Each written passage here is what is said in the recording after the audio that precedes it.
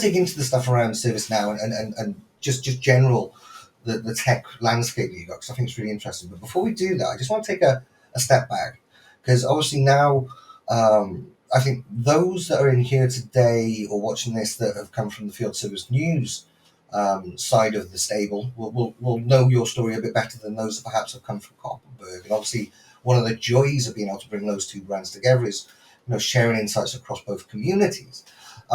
So let's take one step back a little bit, and I want to kind of dig into the origin story, as it were.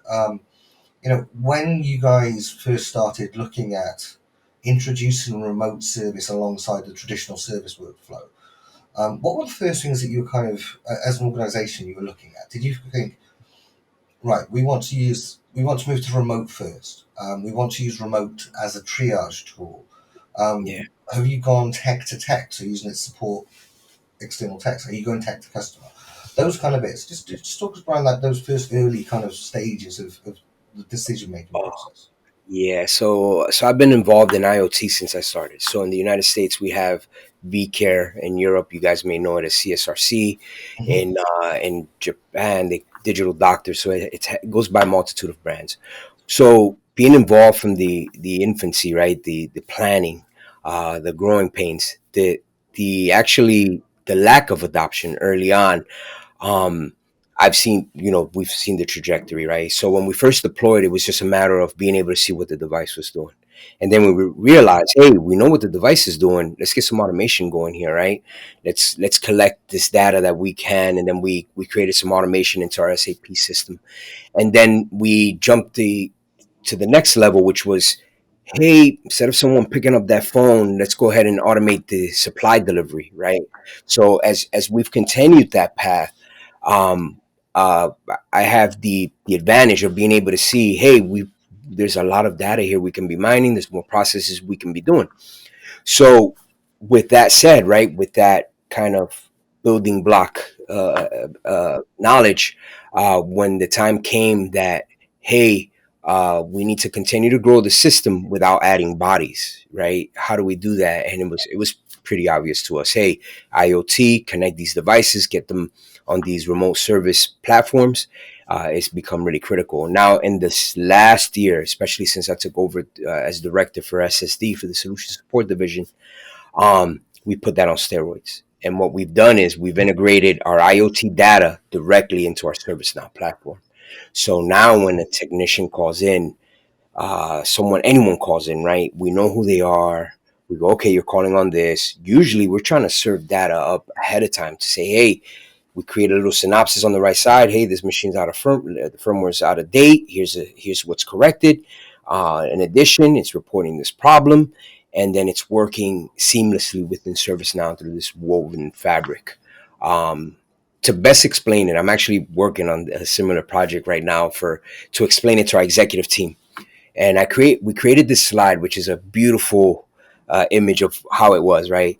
And what we came up with was this machine being drop shipped to an island, right? It's a single device, and that tail wagged the dog. I need this, and then someone's running, grabbing what they need, running back, right, on the rowboat, right? Where now it's the opposite. We deliver an experience. We deliver the equipment. It's connected from day one.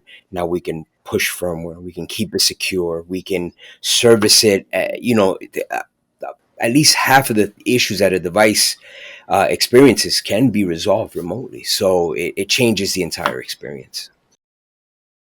Okay, hopefully you found that really useful as a service leader. That's what our purpose here is to try and help you as a service leader be the best that you can.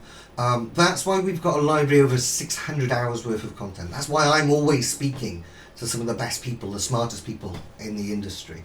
Now the great news is you can access all of that content.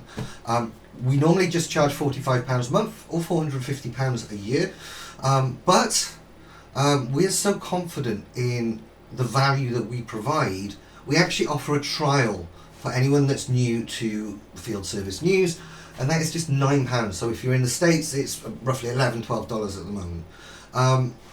That's what? A couple of cups of coffee. That will give you 1 month of full access. All 600 hours of content, white papers, research, great conversations like these. Plus, it gives you access to the Field Service New Service Leaders courses, which is over 70 courses designed to help you as a service leader. Now, if you want to take advantage of this, do so quickly, because we only do these offers every now and then, because we can only accept a certain volume of members before we have to kind of make sure everyone's onboarded correctly. So the button down below will say unlock with FSN PRO. Okay, that's the button you click. You'll see a code just beneath that. Click that, take that code with you. The page will open into a new page, and you just pop that code just below, at the bottom, just below the payment section. That'll reduce your price down to £9. You can cancel at any time. So if it's not right for you, and I'll be honest, it usually is, and most people do continue on to have the full membership. But if it's not right for you, that's fine. You can cancel, and you've still got that access. You can still download everything theoretically, but most people find that because we're adding new content every month, it's a hugely valuable service. So take a look below, take advantage of this opportunity right now, and be the best service leader you can. Okay, take care.